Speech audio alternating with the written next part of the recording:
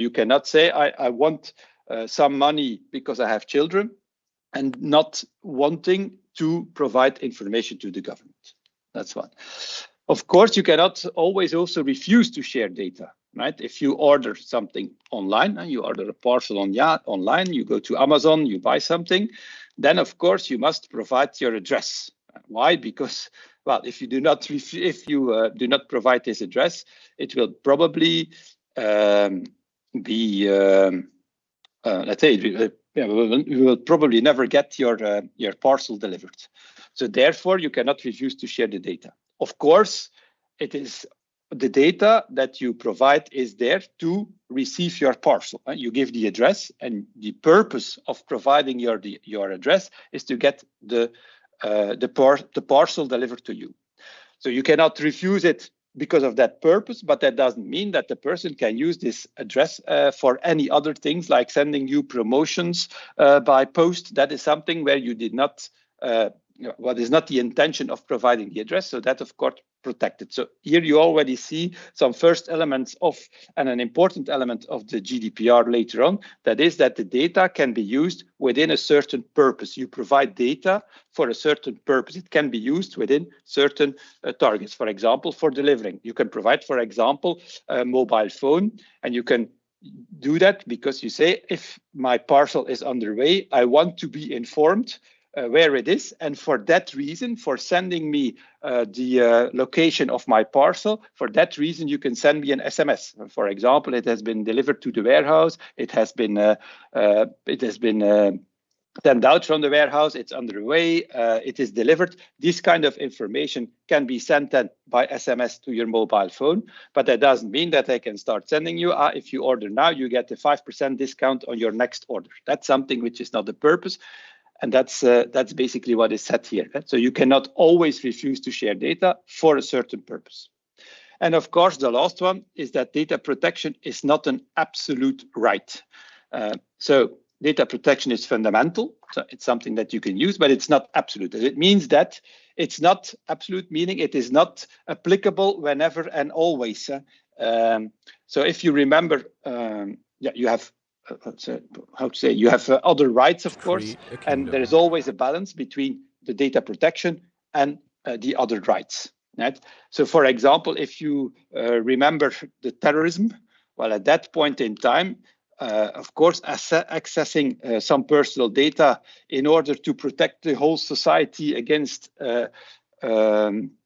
terroristic attacks, that's something, of course, which is, let's say, balanced. And at that moment in time, when there is a high risk on terrorism, well, at that point in time, this balance will be more in the sense of we protect the society against terrorism rather than having this data protection implemented. And in that sense, it is not absolute. It does not overrule all the other rights or all the other laws. No, it has to be balanced with all other rules and laws. If you see, for example, the COVID, well, there is something which is data protection. There was really let's say, an intrusive way that the government even, withhold us from going outside. You couldn't leave your house. You couldn't see friends. You couldn't see. So there again, it is about, this is not about protection. It's more about individual liberty. Also there is this, this moment. Again, data protection, in that sense that you had to install. If you wanted to go to a restaurant at a certain point in time, you needed to install an app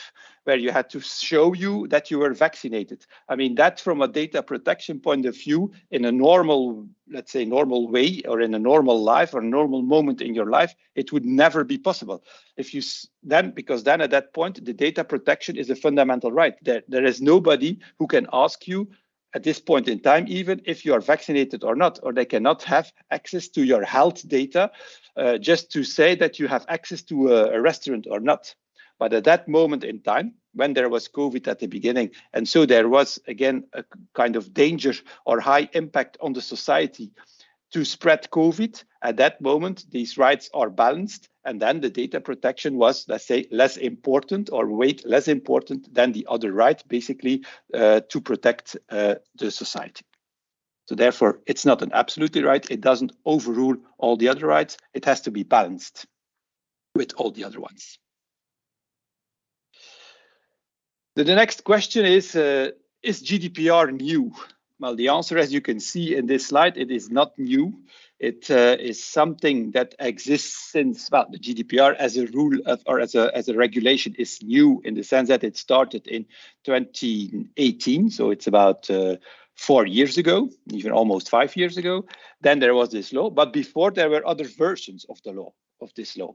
It started in 1950 with Europees Verdrag voor de Rechten van de Mens. And there was already an article within this Europees Verdrag, de Rechten van de Mens, where there is the right to respect private family and family life. So there you already had a first version, let's say, a first way of protecting the data protection and protect the data.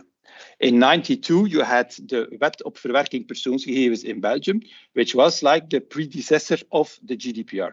So there, in 92, you had local laws where there were also regulations about how to process data and how to protect data.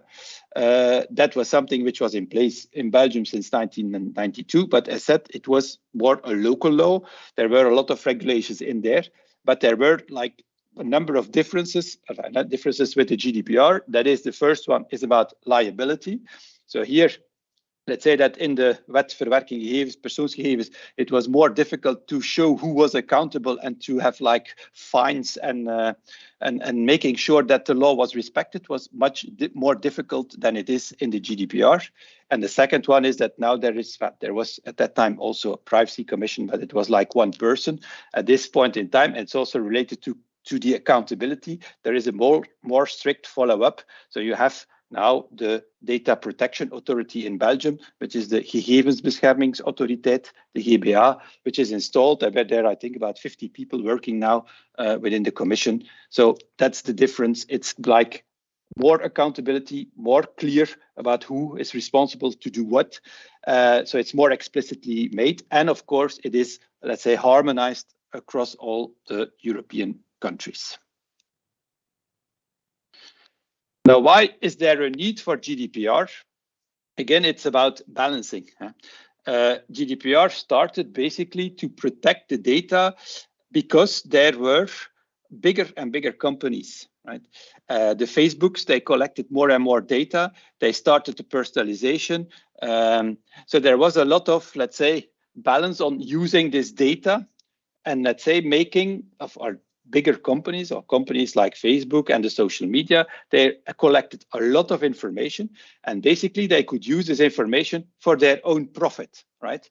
And on the other hand, of course, as we said, it's not because I put something on Facebook or on social media that companies like Facebook or other social media companies can use the data for whatever they want, whenever they want.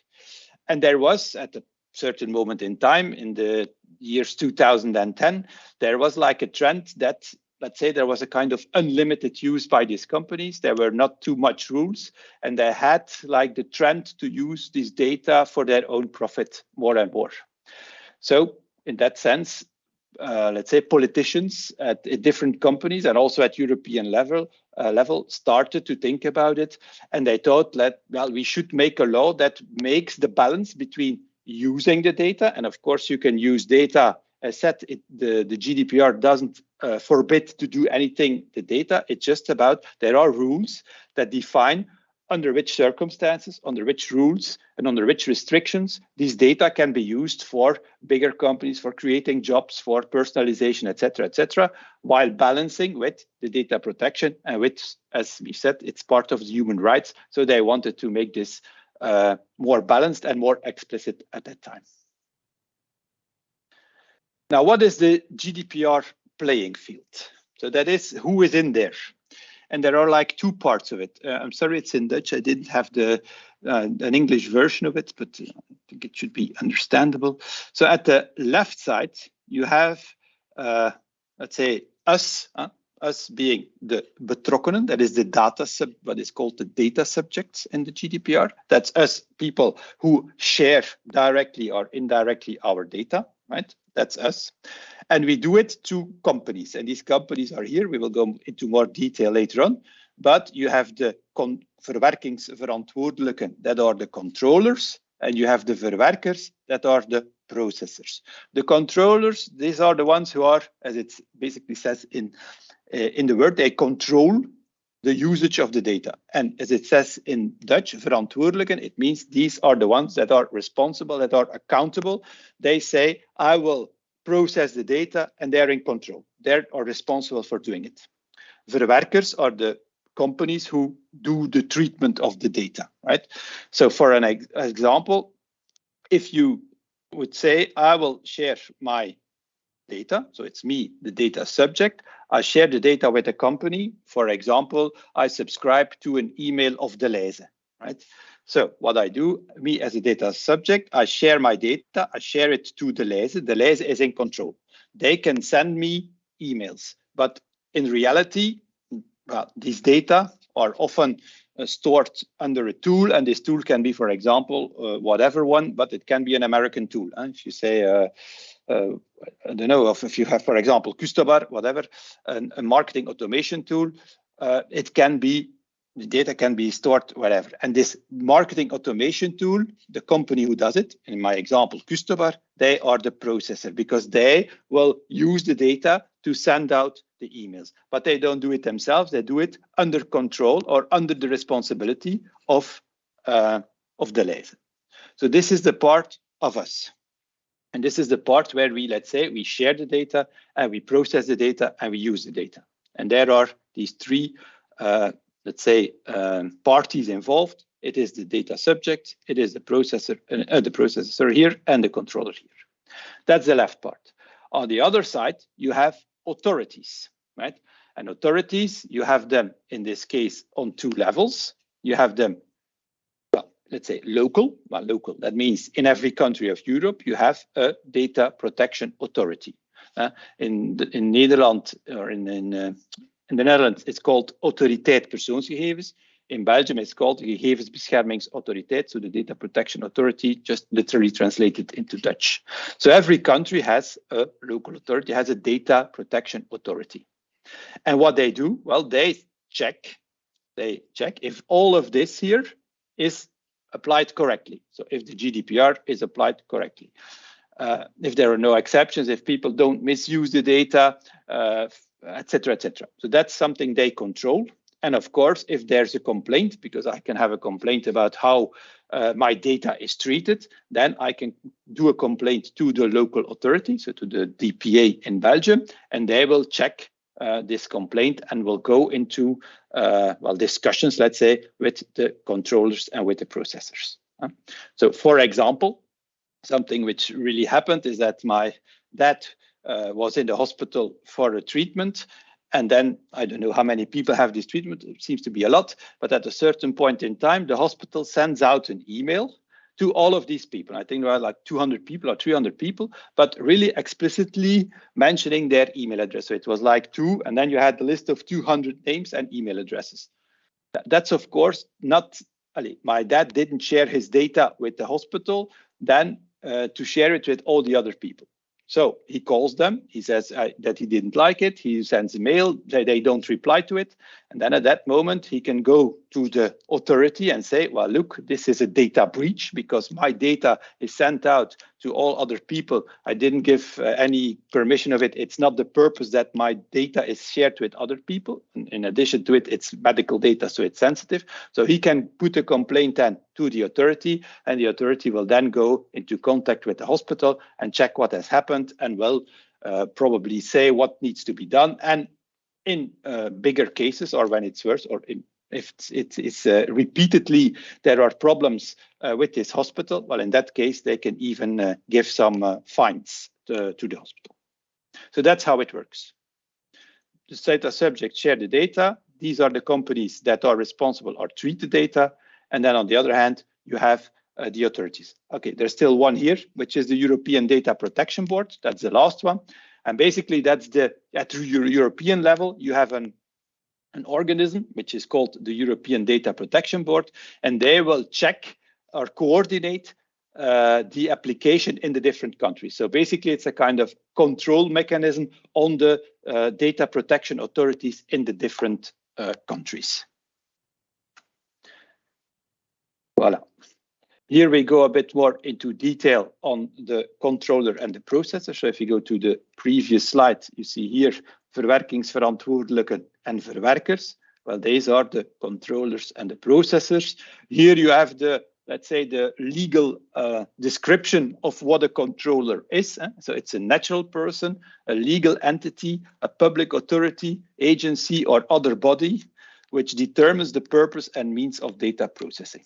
So basically, in practice, it means a company which is in control and which decides on the processing of the data. In the example, I share my email address with the lezer.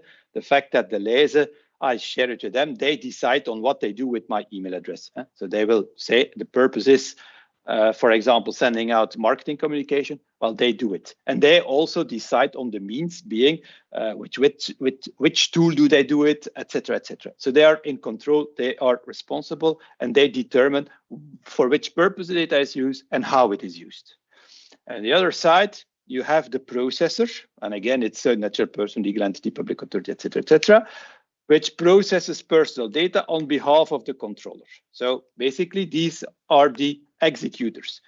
If a company sends out emails for the lezer, or if a tool sends out email for the lezer and the data is stored over there, they are the processor because they do the processing of the data in real life, in practice. The lezer is the boss, let's say, and the processor is the executor. They do the work. That's how it is. Now, some examples are here. Consultants processing personal data. That's, for example, in my case, I am working as an independent, so I have my own company. If I work for another company, for example, in this case, I can work for Deleuze or I can work for any other company. In case of Belfius, at that point in time, if I have access to personal data and if I process this personal data, well, at that moment in time, I am considered to be a processor. Yeah. It is not applicable for employees. Employees are part of the controller. They are part of the company. So it's not that every, let's say, employee needs to sign a contract to say that he's a processor. Employees are part of the controller. So there's no specific rule for that or additional rule for them. But for consultants, independents, there is an additional contract needed to make sure that they are processing personal data. The same for a hosting company. So if you say my data is stored at an external company, but you more and more have because everything goes to the cloud. So all the data, personal data is stored on Azure or on AWS or whatever. Well, at that point in time, this hosting company is being a processor. Same with software as a service. If you use software as a service, it's exactly the same. The software doesn't run on your at your site. It's hosted. At that point in time, it's there are the processors. Social secretariat, I don't know if it's the exact word in English, I'm not sure. But anyway, if you want to calculate the wages of the people working for you, it's often done by external agencies.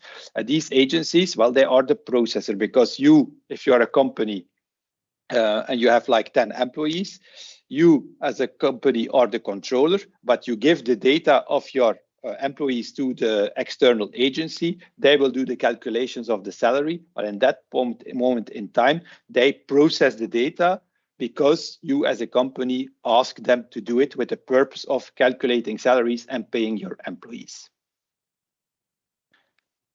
Voila, that's the first chapter. Are there any questions so far?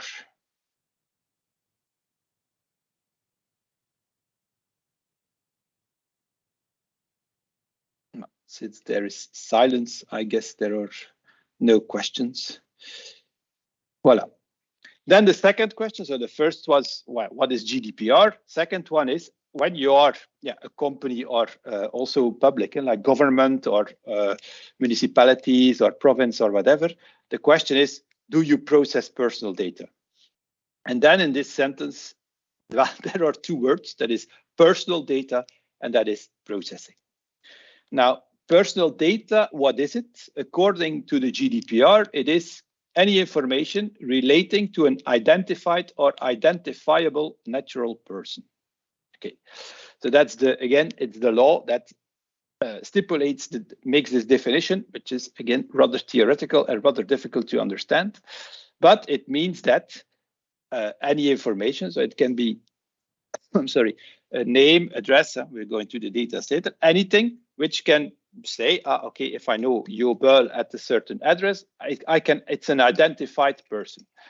But also if it's an identifiable person. So that means that, for example, if I have a kind of IP address, it doesn't, if you know my IP address, you don't know who I am, but based on this IP address, you could eventually, not you, but anyone else could identify me. So if it's even information that could lead to the identification of a person, also at that moment, it is personal data. So typical examples are a name, an address, photos where you're recognizable, the national number, yeah, of course, because there you're identified uniquely. The IP address, as said, it is not as such an you cannot identify immediately somebody, but based on this IP address, and some other companies can make sure that they know who you are. So at that moment, it's identifiable. So it's personal data. Social media accounts are personal data. What is not personal data? That is data from legal entities. So for example, for companies, that is not personal data. It's not considered to be personal data. Processing data from deceased persons. So once somebody is deceased, the data is not considered to be personal data anymore. And the processing of anonymized data. So anonymized data means that, they should be really anonymized. And let's say in the law, they say irreversibly anonymized. So that means that, for example, if my name is completely changed and it cannot be undone anymore, well, at that moment in time, it is not considered anymore to be personal data. Right? So basically what it is, anything that could lead to the identification of a natural person. And what is not part of it is legal entities, being companies, the deceased persons, and anonymized data. That is not considered to be personal data. This is another representation. So again, you have the identification number. You have online identifiers. That could be an IP address. Again, it's identifiable. Can be location data. Well, location data as such, again, it is not, it doesn't link immediately to you. But again, if you you can imagine that based on your mobile phone, if it's tracked, it can track where you are at night as well. So basically, based on the pattern, you could say that if you see this pattern that you have, let's say 80% of the nights you stay at a certain address, you could then say that this address, you go to Google, and based on the address, you could see who it is. So basically, indirectly, again, it's identifiable. Based on some research, you could identify the person behind. Of course, the name, some physical, of course, health information, and that's sensitive information, but also anything about economic, cultural, social identity, all of these things are part of personal data. So that's personal data. And then the second part is processing. Yeah, and processing, again, it's a legal definition, so it's a bit difficult and boring, but it is collecting, recording, transmitting, using, structuring, deleting, even storing data, even consulting data. So it means that if you are working in a company and you see the name of an employee or a customer, even seeing it, even having a look at it, is processing data. And these actions, as said, may be automated or not automated. So the fact that somebody just sees it without any automation is already processing of data. So basically, anything you do with data, if it is collecting it, if it's seeing it, if it's storing it, if it's sending it to somebody else, any use of the data is processing, right? So as you can see, it is a rather large interpretation of it. Personal data is already a very large interpretation, because it is not only what is really identifying you, being your national number or your name or your address, but it's even anything which could lead to identification of you. So it's a big, large interpretation. And processing is also a very large interpretation. So it means that anything you do with data about a natural person, and it's a bit short, but basically that's in reality, anything you do with data around the person which could identify him or which identifies him, well, it's basically already processing of personal data. Now, there are some examples here.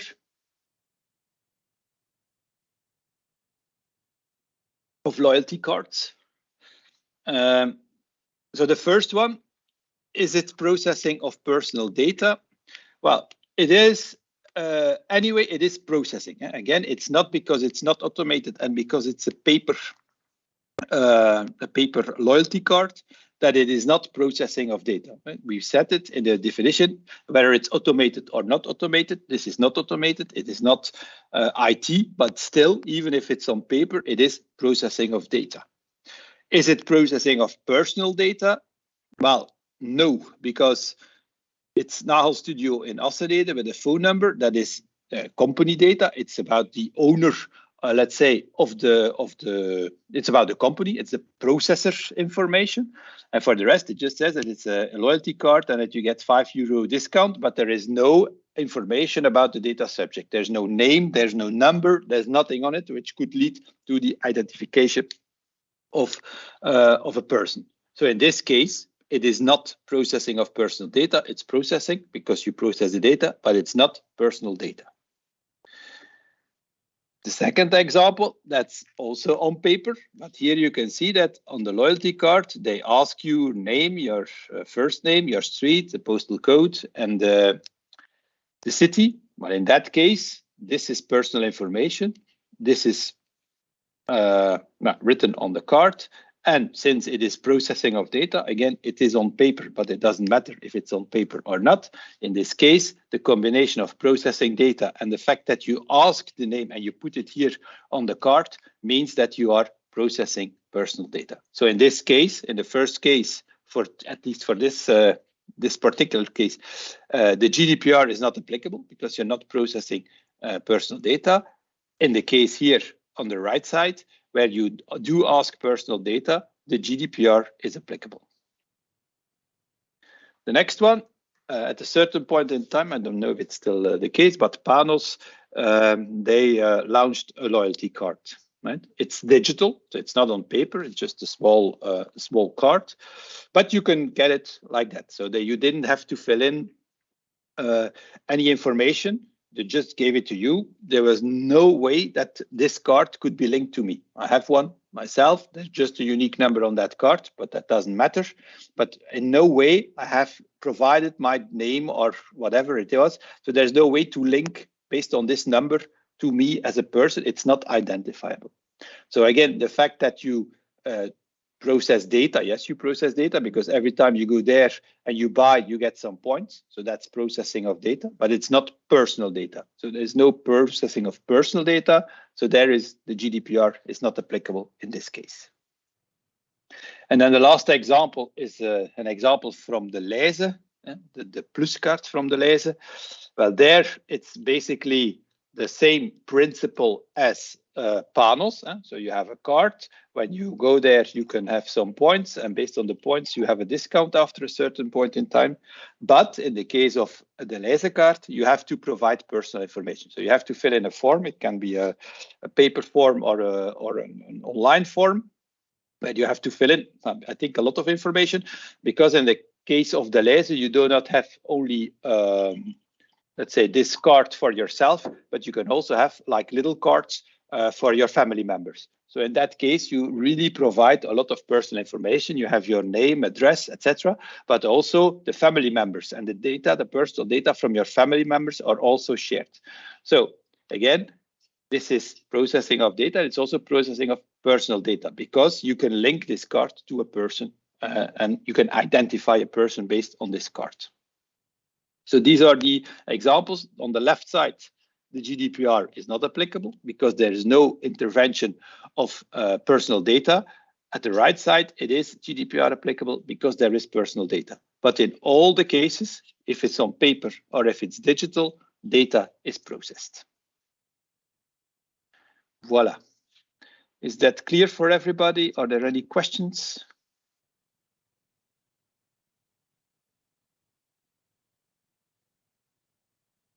Okay, then I take the silence for a no. Okay, next topic. Is the GDPR applicable on your organization? Well, there are a number of criteria, right? So the question is the GDPR applicable? Well, the first thing is, what do you do? Yeah, and that is something that we also already said. You have to process personal data. That's what we explained in the previous chapter. So you know what is processing, you know what is personal data. When you do it, then GDPR is applicable. And it doesn't matter if you do it as a controller or as a processor. So basically, if you are the lezer who is the owner of the data, or if you are a customer who is sending out the emails, it doesn't matter in which role you are. Anyway, if you process personal data, GDPR is applicable. And as we already said, in a lot of cases, you do process personal data because both processing and personal data is interpreted as being very large. Where? Well, basically for all the companies that have an office within the European Union. Yeah, so every company that has an office is there, the GDPR is applicable, but not only to these companies, also to companies who don't have an office in the European Union, but where the data subject is within the European Union. So just imagine I have a contract with a provider who has an office in US but doesn't have offices in Europe. But since I am living in Europe, well, also the GDPR is applicable for that company which is resided in the United States. So also there, it's a very large interpretation. When is it applicable? That is as of May 25th, 2018. So yes, at this point in time, it is applicable. And also for who? So it is both for the public or private sector. So as you can see, it is, again, very large. And basically, we have here the summary. So it means that applies to you as of 25th of May, 2018. So at this moment, it applies. If you have an establishment within the EU or the data subject resides in the EU, regardless whether it operates in the public or private sector, and processes personal data, both as a controller and as a processor. So basically, in summary, almost every company must comply with GDPR, because there are, in my opinion, not a lot of companies who don't process personal data, whether it is as a processor or a controller. And especially, well, if you look at the world around us in the European Union, I think for almost any company or almost any public organism or public body, the GDPR is applicable.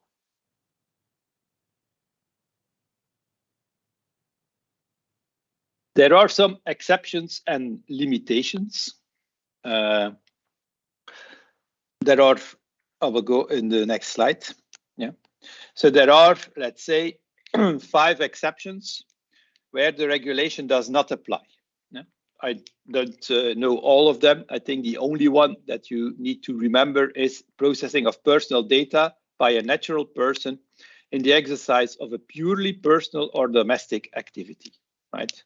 So basically, let's say if you make a list of the people that you want to invite for a party at your home, that is processing of data because you make your list, for example, in Excel. It is personal data because there's the name. But if you do that as a natural person because you want to organize a party at your home, then there is no GDPR applicable. So for another example here, if you have an employee, so you work in a company and you have a file somewhere on your computer, an Excel file with the details of your private contacts, it doesn't. There the GDPR doesn't apply, and also social media activities within this context. So if you exchange for personal reasons as a natural person with your friends on social media, their GDPR is not applicable. That's it. So that's one of the exceptions. There are some others, but the other ones are not relevant, at least for this purpose. And then what you mean, so if you say the regulation does not apply, then it means that nothing within the GDPR law, nothing about obligations, nothing about data subject rights, whatever there is in the law, it is simply not applicable. It doesn't matter. You don't have to oblige to anything which is in the law. On the other hand, you have derogations and limitations. and there are some exceptions. There, the regulation does apply, but not everything, not every part of the GDPR is applicable. Yeah. So it depends which parts are there. But again, here are some examples. So if you have journalistic purposes, if you have academic purposes, scientific purposes, statistical purposes, archiving purposes, these are some things where not the complete, not all the, let's say, not all the articles of the law are applicable, but some of them are, or some of them are some, there are some exceptions, or it is limited in how it is done. Yeah. So that's the main takeaway for GDPR. Is it applicable? So just in summary, for, I guess it's a bit short and there will be some exceptions, but in general, you could state that any company or any public organization in Europe, there the GDPR is applicable. It is not applicable if you have, as a natural person, you do some processing for your purely personal or domestic activities, then it does not it's not applicable, and it is applicable with certain limitations for a number of cases like journalism or academic studies or scientific studies or statistical purpose. That some articles are applicable, but not all. That's basically the summary of application of GDPR. Voila. And then we go into the basic principles, and that's. And as you can see, there are 8 basic principles. The first one is it should be lawful. Second one, transparency. The third one is about the purpose. And that's, I think, at least for me, that's the most important part of the principles of GDPR. Minimal processing, correctness, storage limitation, integrity and confidentiality, and then accountability. And then in the next slides, we will go through them one by one. So the first one is lawful. Now, basically, it means that if you process data, so you have to imagine that the GDPR is applicable to you, but as we've said, in most of the cases, it is. Because you are processing personal data, you have to be, or you have to have like lawful processing. That means that you have to be, or you have to need, or you need to have a, what is called legal ground. You have to base yourself on one of these flavors here, because only then you can process personal data. And it can be consent, it can be legitimate interest, it can be a contract, it can be for vital interest, public interest, or legal obligation. So anything you do with the data for any purpose, you need to base yourself on one of these 6 flavors. Yeah, you must pick one, as I said, you must pick one to stay compliant. For anything you do with data, you have to have one of these. Now, within this course, we will focus on these ones, the consent, the contract, and the legitimate interest. There are other ones like legal obligation, like vital interest, and like public interest. These ones we will not go into detail because then it would lead us too far into the details of the law. But I think these 3 ones above are something that is applicable in our daily lives. Excuse me, Professor, can I ask a question? Yes. Yeah, sure. So it said legal obligation as one of the factors. When is a company or someone legally obligated to give data or something like that? Can you give me an example? Yes, for example, you have if it's processing personal data. So, for example, if you you do transactions on a bank, so you get some data from your bank account. There is a legal obligation, for example, for banks that they need to inform the authority once you have, I don't know, like in the case of witwaspraktijken, so whitewashing of money. At that point in time, if you get some more money, more than a certain amount from your account, then the bank has a legal obligation to inform the government. So basically, that's a legal obligation to process the data, because at that point in time, they need to take your personal data, give it to the authority, and say, in this case, there could be something wrong. Okay, thank you, Professor. Voilà.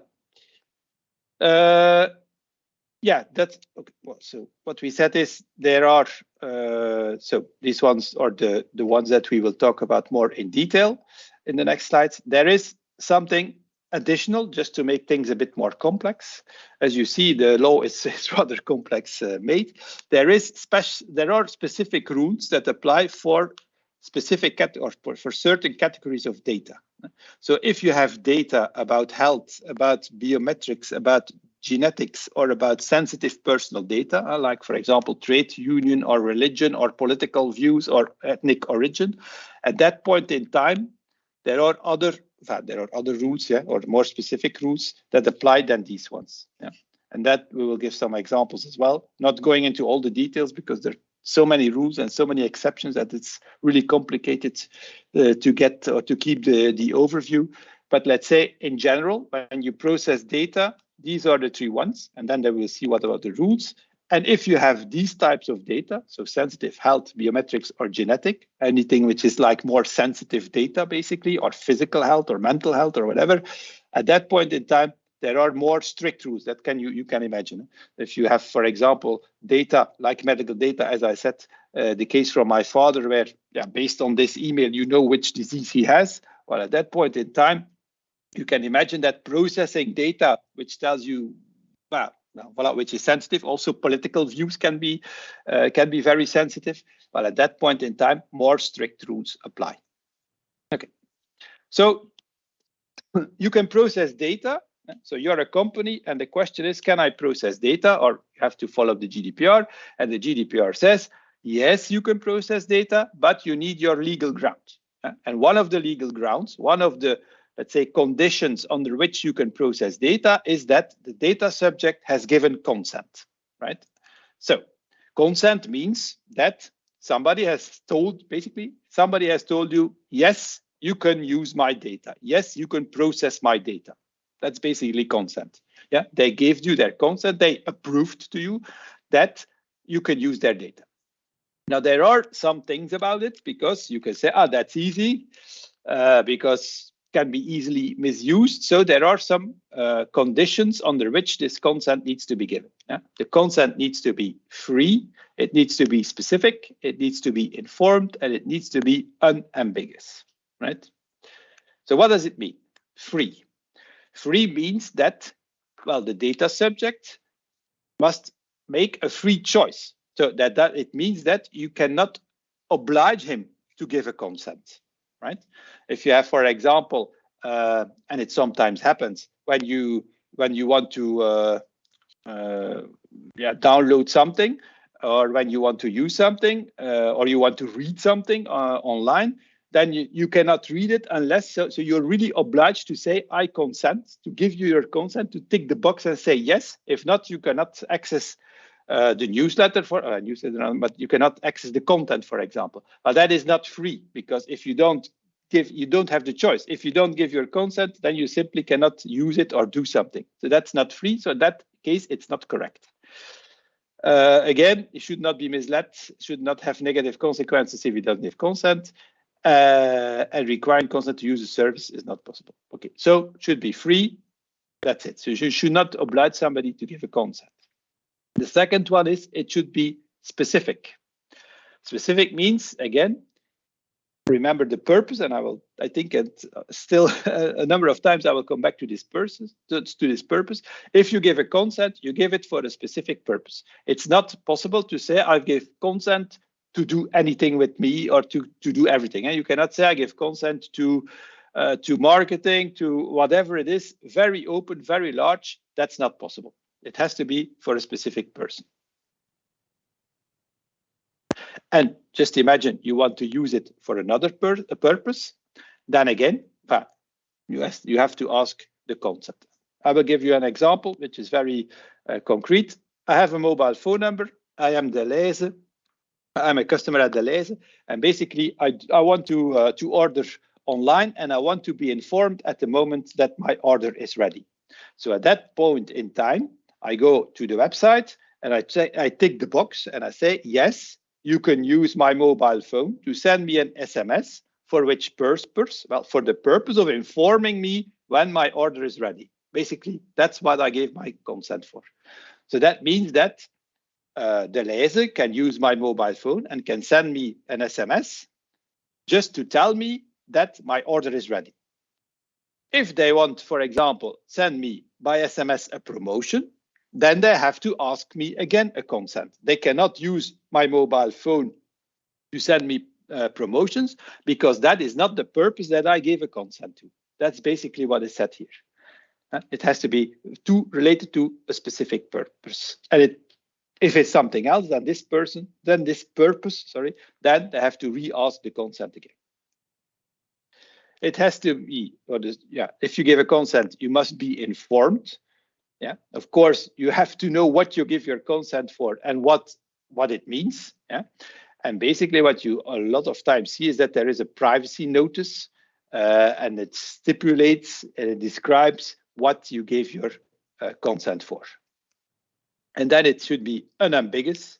So it must be a clear active action or statement by the data subject. Yeah? So something that you really do. You often see on websites or whatever that the box of consent is already pre-filled. Well, that's not okay, because it means that if you want to get a proper consent, it means that you should have an empty box, and it means that the subject, me as a person, in the case of the lezer, for example, when I provide my phone number, I really actively have to indicate the fact that they can use it. The fact that it is already pre-filled by the lezer, that is not okay. That is not an unambiguous consent. So that's what I said here. Practice of pre-filled boxes is over. So it should be active by the data subject. Right. So if we look at examples, for example, here I want to, this is here, schrijf je in op onze nieuwsbrief, maillijst, so it's to subscribe to a newsletter. Well, here it is really clear what you do it for, right? So you say, okay, this is the purpose. It's clear. The purpose is I want a newsletter, and what do I get? Tips, freebies, special promotions, and it is 3 times a month. So it's really clear where I give my consent for. So that's perfect. This is the name and my email address. This is the personal data I provide. Again, here, the checkbox is, okay, I read the privacy notice. So again, as said, you should be informed. I guess it was this one. Yeah, it should be informed. While here, there is a link to the privacy notice. So that means if I click on it, I can read it, I can go through it. So it's clear for me, I'm well informed. I have a checkbox, so it's really unambiguous. I do an action. And here it's even better because I do a second option and I even click on approve.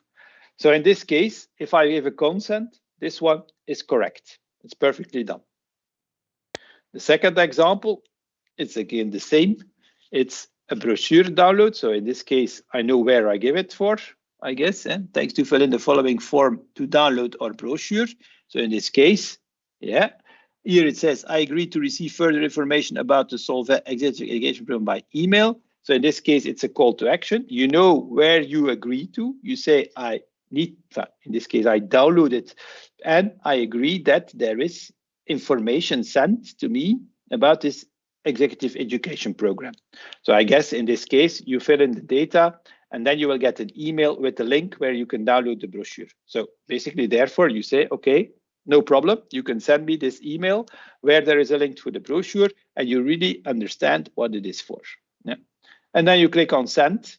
Send this perfectly because, again, you do the action. You do agree. Again, you tick the box to agree. You click on send. So basically, you are unambiguous. It's an active action from you as a user that you do. And then, again, here you have the privacy notice, where there is a short explanation. It's not a complete one, but here the most important things on the privacy notice are there. So again, it's this company being the Solvay Executive Solvay, but in this case, perfectly done. This is a consent, and that means that the consent is given according to the rules of the GDPR. So it means that you can use this data for this purpose, being sending this information.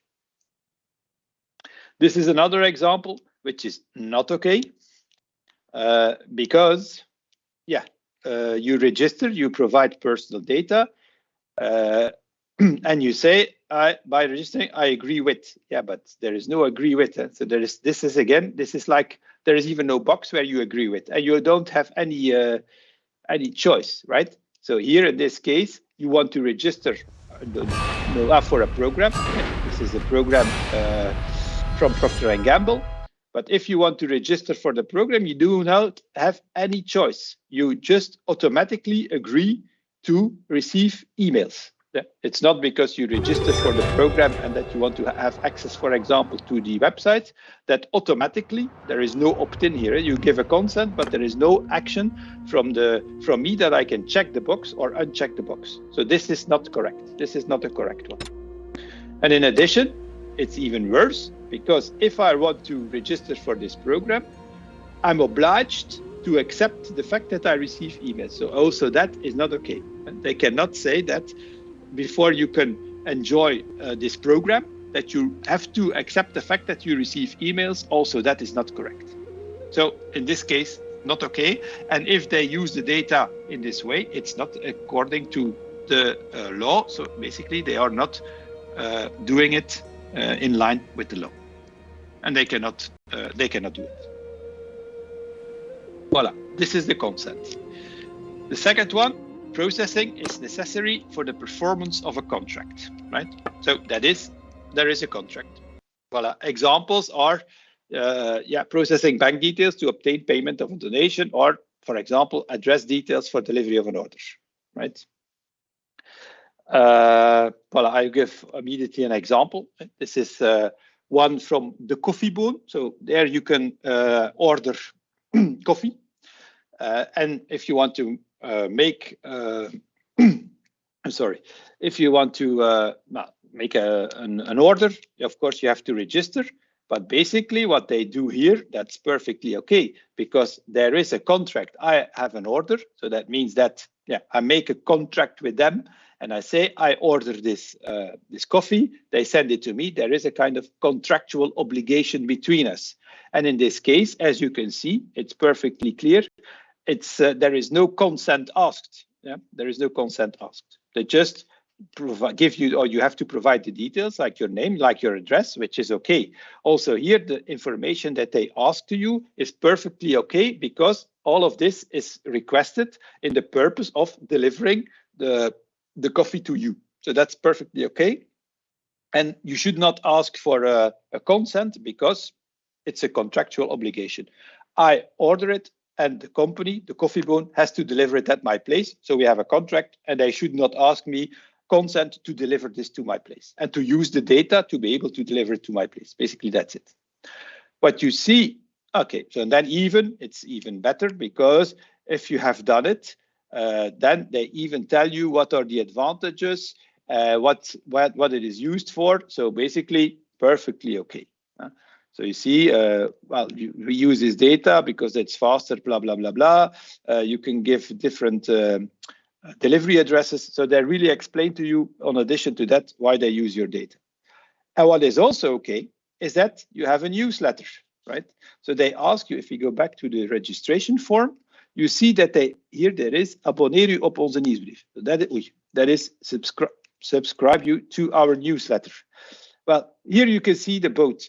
So the purpose is different, and also the law, let's say the legal ground, the lawful processing is different. If it is for using the address to send it to me within the context of delivery, that's one purpose, and for that purpose there is a contractual obligation. So, and it's a contractual agreement. Okay, I do not have to ask consent. But on the other hand, if I want to use the same information for another purpose, being sending me a newsletter, then it cannot be based on a legal obligation. We do not have a contract to send out marketing communications. We have a contract to send me what I order to my place. That's another purpose. And for that purpose, they need another legal ground. And the other legal ground there is the consent. And basically, that's what they do. Here, you really have to tick the box in order that they use this data for the marketing purpose. And it's another legal ground. And the last one is legitimate interest or justified interest. And that's basically, let's say, the the way to do a lot of things, because you can say that you use the data for a legitimate interest and a justified interest. So basically what you say is, I use the data because it is a balanced interest, because I, as a controller, I have interest, but the data subject also has an interest, right? So it's a balance of these interests. And that's something that, I don't know if it's explained here. Voilà. Basically, you have to weigh up these interests. So just imagine that I want to send out a communication, marketing communication. You could say, okay, I can do it based on consent. That's for sure, it's okay. It's not a legal obligation, but you could also say it's a legitimate interest. The interest for me as a controller, of course, is to sell, and I have the right to sell things. But the interest of the data subject is that he can buy things at a better price. So he spends less money, right? That's also interesting for him. If he wants to get promotions and he wants to pay less for a certain product, well, in that case, of course, it's in his interest that I send him communication with promotions, because otherwise he has to pay full price. And that's something that can be done. So you have to weigh up these interests. And what you need to do is, of course, what data are being processed. Yeah. So if it's in the case of, let's say, email marketing, and it's marketing promotions, in that case, it probably is like an email address. Yeah. It's, of course, something else than medical data. That's already something else. The second thing is it data about vulnerable data subjects? So, for example,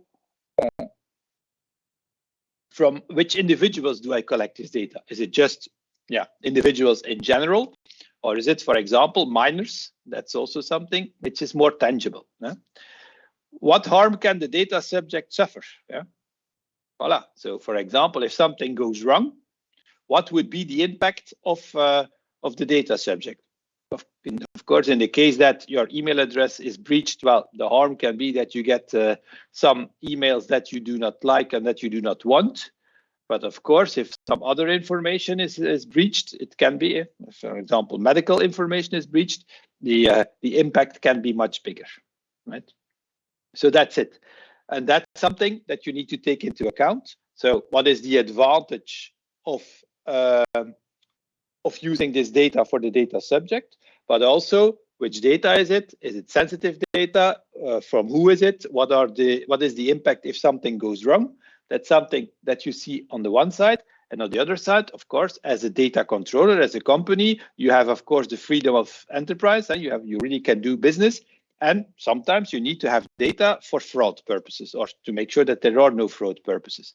Well, this is a balance that you have to make. This is the balance that you have to make. And basically, you have to document it. And in case that there is a complaint or a control or whatever from the data protection authority, well, in that case, you have to prove that you have been thinking about it, that you have been weighing the interest both of the data subject and yourself as a company, and you have to justify why you take this into account. So normally for marketing, and in this case, direct marketing and personalized offers, it is normally you should base it on consent. Because if you, and that's the most safe one, let's say, because if somebody tells you, yes, you could use my email address to communicate promotions with me, that's for sure the safest option. But a lot of companies in marketing use legitimate interest, and they document the advantages and the disadvantages, they balance it, they document it, and they have a document available to justify why they use this as a legal ground for processing the data. But as you can hear from this one, it's a bit, well, I'm not saying it's a tricky one, but it's kind of open one. While these ones, like the performance of a contract or the consent, these are really hard ones. You give a consent, it's indicated, it has to be voluntary, etc. You store this data, it can be proven. The fact that there is a contractual obligation, it can be proven. I mean, you have a contract, so you do things, you process data because you have this contract. There is no discussion about it. But in this case, the case of legitimate interest, you already feel that there can be some discussion on, how far do you go? And of course, from a company point of view, often you want to use the data as much as possible. So you really stretch on the one hand, and on the other hand, you minimize a bit the impact it could have on the data subject. So there is a bit stretched. It's not really, let's say, clear, and it's open for discussion, this one. Voilà. But it's part of the law. So if you justify it, if you think about it, and you document it well, it can be used as a legal ground to process the data. Then there are some specific rules. So these specific rules, remember that this one, let's go back. We talked about the general data, and then we talked about, well, these specific categories of data. So if you have these specific categories of data that you process, well, in that case, you have these specific rules. And these specific rules are rather simple. That is, you do not process this data, right? That's the basic rule. If you have health data, if you have sensitive data, you do not process it. And except, of course, there is a list of 10 exceptions, and then you can use it or you can apply it. Well, there's just 2 exceptions as an example. One is consent, right? So, of course, if you just imagine you have health data, what would I say? You're a minor, and then of course you go to whatever, even if it's for minors, because minors are also a sensitive group. If the parents give their consent to use this data, but in that case, there's just no problem, because somebody, there's no problem, being it is free, unambiguous, etc., etc. The 4 conditions, if these 4 conditions have been met when this person gives you the consent, well, in that case, the data can be used, right? That's easy. And another one is data made publicly available. So the personal data is disclosed by the data subject. For example, if an athlete talks about an injury, well, of course, at the moment that some of this sensitive or specific data is publicly available, because an athlete has said he has an injury, or there is an interview with a politician, well, of course, then you know he's a politician, storing the data about Paul Magnette or Georges-Louis Boucher, but everybody knows it's a politician. So this data is publicly available. Well, at that point in time, there is no problem in processing this personal data, or even the fact that he's a politician, because everybody knows, right? So at that point in time, it's not an issue. So these are just 2 exceptions. There are more, but again, just to give you an idea, these 2 ones. So the first one is lawful. So these flavors, 6 flavors, we've discussed 3 of them. And for every processing of the personal data, you have to make sure that you comply to one of these. Second thing is you should be transparent, right? So basically what it means is, for us as a data subject, it should be clear. Now, we should know that the data are processed and for what purposes, right? And that's something which should be clear for us as well. If it's something complex, very written in legal terms that nobody understands, it's not okay. Right? So that's it. Clear to the data subject. So the fact that data are processed and for what purpose, that should be easy, accessible also, and understandably explained to the data subjects. There are some examples here, but I think, voila, these are other ones. So this is, for example, the BBC. And as you can see, it's something which is written, or at least presented in an attractive way. Voila, with some questions. So this one is based on questions. So you say, what are you doing with my data? Can I delete my data? And there's probably much more information. So there, it's really readable, accessible. It's, well, voila, and you're informed. This one, it's a lot of text, but yeah, it's explained how you can read it it's in Dutch, but it's explained in a really natural way. So here, for example, they say if you want to use Blendle, what you need is an email address, but if you want in the future, you can also pay with Bitcoin. So that means that it's not very anonymous. And here they say, voila, what we want is, therefore, the boss lives in Amsterdam, but is that. So they really open it up, and they are like, as you say, we only do it when you agree. So it's really written in a very easy, understandable, open way, transparent way. Another one is, I think this one is from Medialaan. Well, again, as you can see, which data do we collect from you? Well, this is it. So it's about the usage of our services. It's your contact data. It's your choices. It's really with pictures, and it's, let's say, easily understandable, right? So it's data about your watching behavior. It's data that you give when you register. It's data, voila, if your choices is what you choose when you go to your profile page. So it's really easy, understandable. For me as a user, it's clear, very clear which data it is, and it's explained in a very natural way, even in the way that you use their website. And then they explain to you why they use it. So they say, which data do we use and why do we use it? We do it for games, we do it to contact you, we do it to make tailor-made advertisements.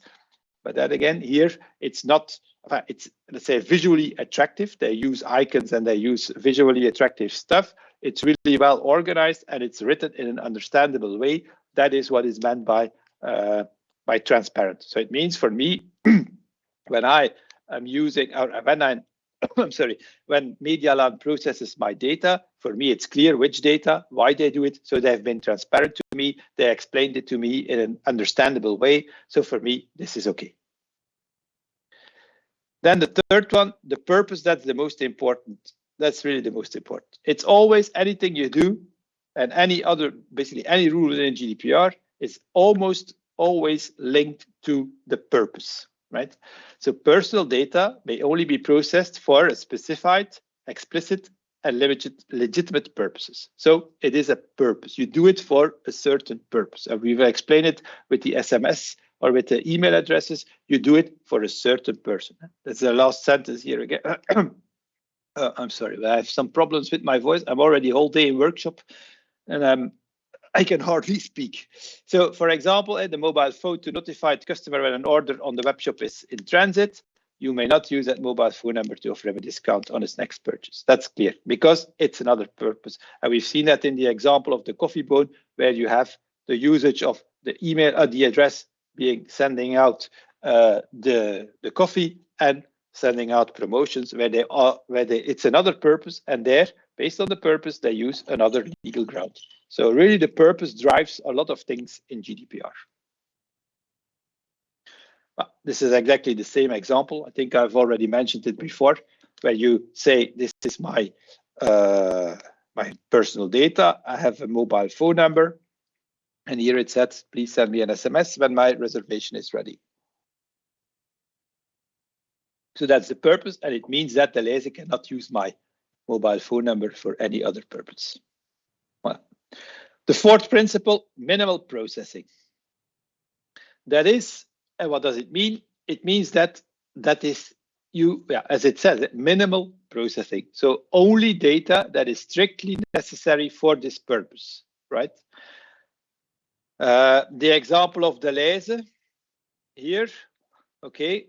If they already also ask, I don't know why they ask a date of birth. That's already a good question, because do they really need to know my date of birth to send me the information that that my delivery is ready? That's a good question. But anyway, the name, the first name, and the mobile phone number. Okay, at least you need it, because if you don't need this data, you need it minimally to be sure that you send me an SMS to say that my order is ready. But if they would start asking questions like my address, my whatever it is, all other contact details, then it is not linked to this purpose, then it's really not okay. Voila. So anything you need, if you say, for example, if you say visitor files, right?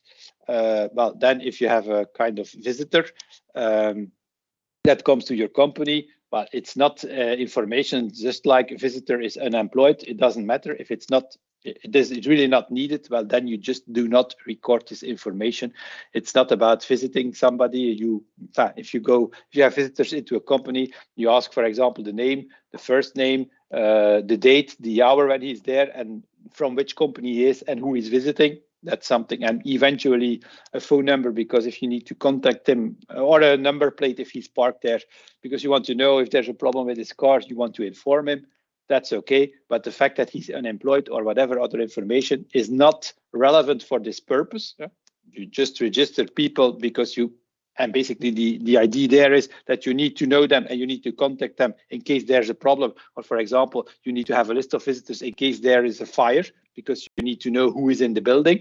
Well, that's the purpose. Well, then you don't need to know if this person is unemployed or not. So that's minimal processing. Just process the data, only those data which are needed for a specific purpose. This is another example. Here you have AB InBev and Diageo. These are two companies. When, for example, if you want to visit their website, they ask your date of birth. Well, in this case, because it's about alcohol, it is needed, because again, it's also not only the GDPR, it's not only about data protection, it's not only about minimal data processing, you have also other laws. And for example, one of the laws is that you cannot communicate about alcohol with people under 18.